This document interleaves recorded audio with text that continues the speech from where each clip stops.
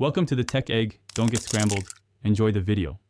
In this video, I will explain how to file a previous year tax return.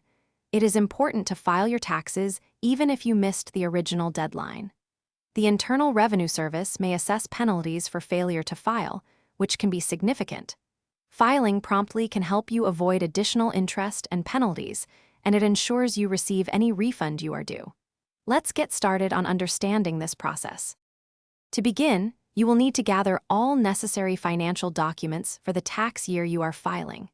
This includes your W-2 forms from employers and any 1099 forms for contract work or other income.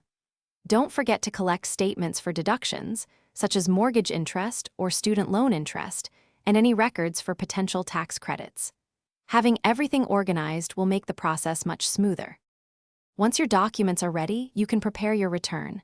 You have options: use tax software, hire a tax professional, or complete the paper forms yourself.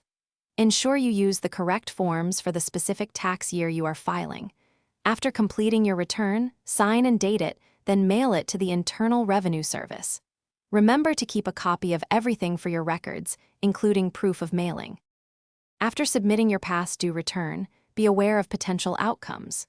If you owe taxes, you might face penalties for late payment, typically 0.5% of the unpaid taxes for each month or part of a month that taxes remain unpaid, up to a maximum of 25%. Pay any amount due as soon as possible.